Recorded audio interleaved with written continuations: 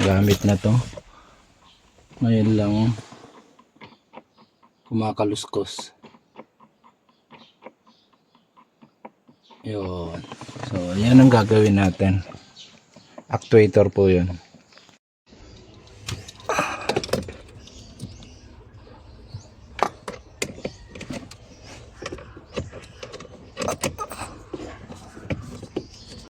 Okay. So bago natin buksan, lagyan natin ng palatandaan.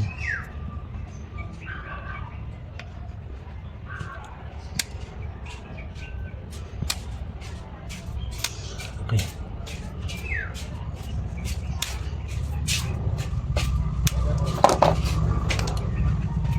At wala yung puti? Wala.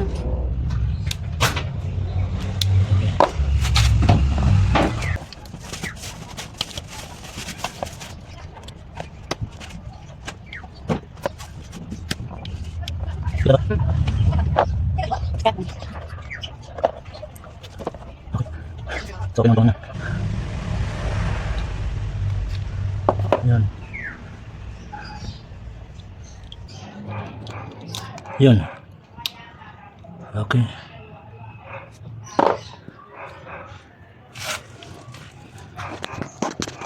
So ito kasi pag yung madumi yung dito, hindi siya mag-switch. So tanggalin natin.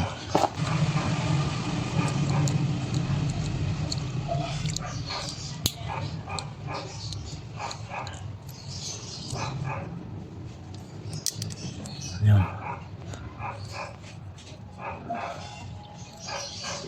Dito kasi pag nag-video ka dito, hindi dito.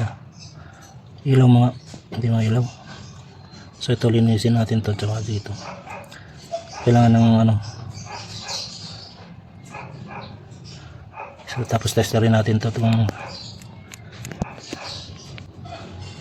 sige.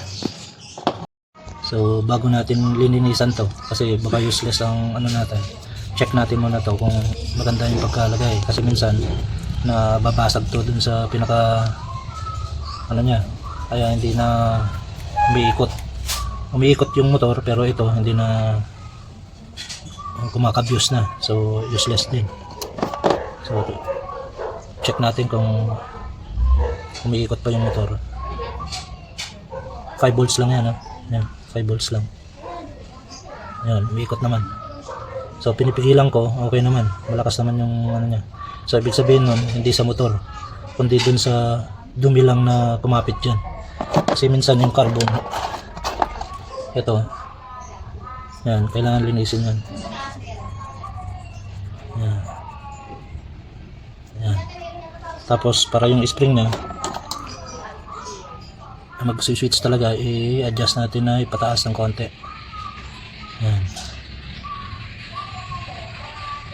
Yan. So kailangan ganyan.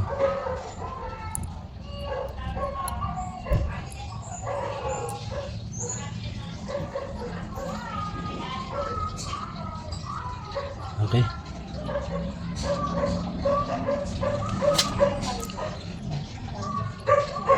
So ayan. Tapos lagyan natin ng WD-40 konti, pero siguraduhin nyo na original. Yan. Yung hindi malamig, no? Pag malamig, ibig sabihin nun may alcohol yun. So hindi yun ang original na WD-40. Yan.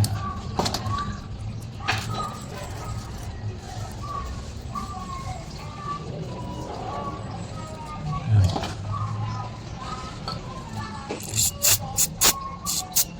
Kunti lang, hindi mo kailangan na sprayan ng todo-todo. Yan, mapapansin nyo. Yun. So kapit na yung ano niya, kasi tinulak natin yung switch niya, kasi minsan yan talaga yung dahilan kung bakit hindi siya nag-stop. Yan. So ngayon naka-switch na yan. Okay. So buo naman yung motor. So ito lang yung naging problema niyan. So may gatla naman po yan. Ayan. Gatla. Ayan. So makikita nyo, ilagay nyo sa may gatla. Yun. Okay, hanggang mag-lock.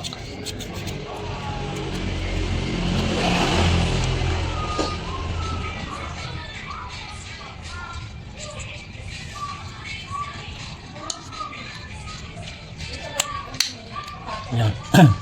Lagay natin sa pinuhitan natin.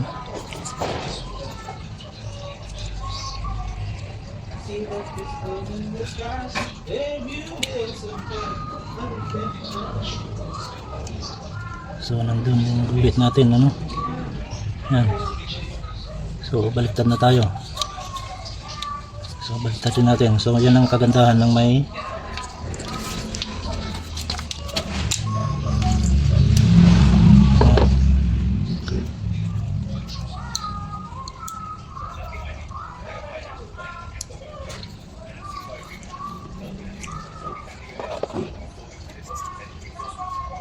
ito yung guhit.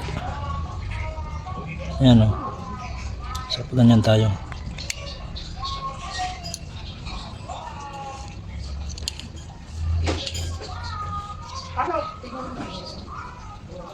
Ayan. Kita ba? So ayan, napaka-importante yan. So wala namang bungi. Tingnan natin yung ano kung may bungi. So wala naman. Tingnan natin kung ayan, medyo mahirap. Yan o. Mahirap ikutin. So ang gagawin natin, lalagyan natin na. So lagyan natin ng grasa. So, mahirap ikutin. Dapat madali lang ikutin to.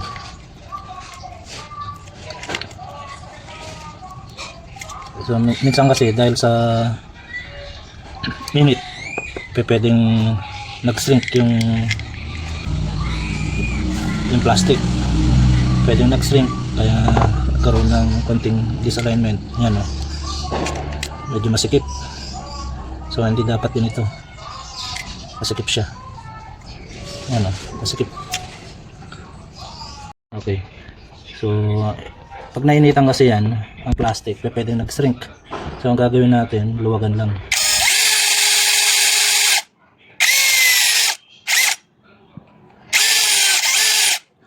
Ayun, kung hindi makuha sa ano, ayun, medyo lumuwag. Maluwag na. Okay.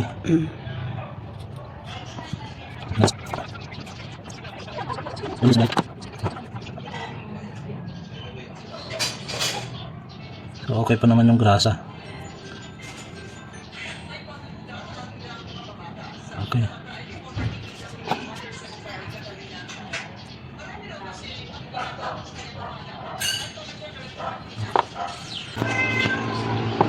Punasan mo na. Punas mo muna. Sige, pamunas mo na. Okay na?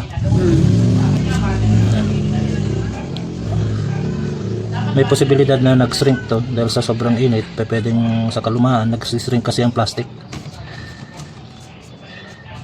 Kaya ito na lang ang pinaluwangan natin kasi ito ang mas madali kaysa yung doon, kaysa yung dito. Yan o. Tingnan natin. Madali na lang siya. Okay. So hindi na mahirapan yan.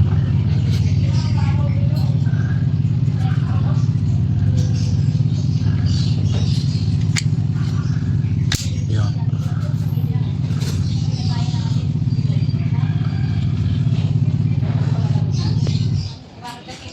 Ito yung kanina. Yung katla. Okay. So, hindi mo maiikot talaga yan maliban kung lalagyan mo ng supply yan. Ito kasi yan o. Yan. Yan ang pag nakalabas nakaganyan, ibig sabihin nun papasok yung hangin dun sa yung galing sa labas, papasok sa loob. Pag nakaganyan, nakasarado. So mas maganda nakaganyan. So yan, naayos naman natin.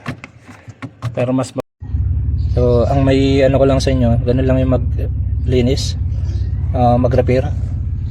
So hindi kailangan na palitan na buo. Ganun lang, kasimple. So magse 7 years na yung sasakyan na to. Siguro ngayon ko lang naramdaman yung ano, yung tok tok tok tok tok gumagano. So yan, ganun lang paggawa. So hindi ko naman na kailangan na ano, isarado yan. Mas maganda pa rin yung nagfa-function yung ating ventilation. Para sa ganun, may reason yan kung bakit nagbubukas siya ng konti pag pinatay.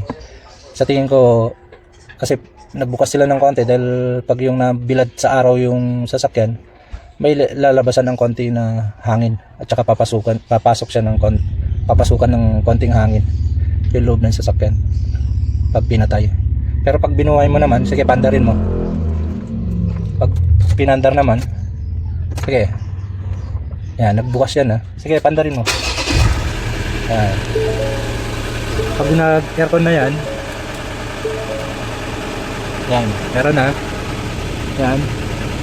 At umilaw na yon. Pagbubukas na yan, ayan, nakita nyo, pagbukas dito, sinarado niya na yon. So ang circulation lang ng hangin na ngayon yan, yung dito sa loob, wala na sa labas. Kasi pag yung pinatay mo to, yan, so switch ko kapag i-switch ko, yan, magsisirculate yung galing sa labas, papasok na yung hangin sa labas dito sa loob ng sasakyan. Kaya kailangan, para hindi natin maamoy yung usok sa labas, dapat talaga ganyan. Okay, para nakasarado. Sige, patayin mo na.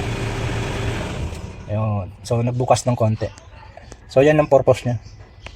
May purpose lahat ng siyempre yung engineer nito. Kasi nga naman, kung nakasarado lahat ng bintana mo, walang pasukan ng hangin, walang labasan, pwedeng masira kaagad yung mga electronics natin dito. Or yung lulutong kagad yung mga ano natin, mga plastic, kasi walang ventilation. So talagang ganyan. So mas prefer ko na ayusin kesa naman i-disabled ko. So madali lang naman ng paggawa. So nakita nyo naman. So ganun lang. Okay. Tsaka huwag kalimutan yung filter laging palitan. Yan. Okay. Ang cover niya. Tapos yun, kahit na isa lang tornilyo, pwede na. Kasi ang hirap tanggalin eh. O kaya dalawa lang, pwede na yan. So, huwag kalimutan, ilalagay ito. Pinakahuli na to. Ito, nakalagay dyan. Dito. Yan. So, ginaganon lang yan. Hindi naman basta-basta mabasag yan. Pag tinanggal. So, yan. Makihawak. Kasi wala kanina. Yan, ganyan muna. Yun. Tapos to.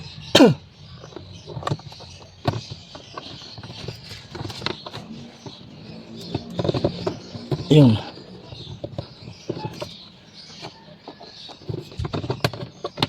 Yun. So ito. Ganyan lang yan. Tapos dito. Yan, tapos na. Okay. So kailangan na natin ilagay yun. Papain na lang.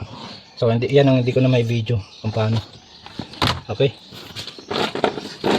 Kapain ko lang yan.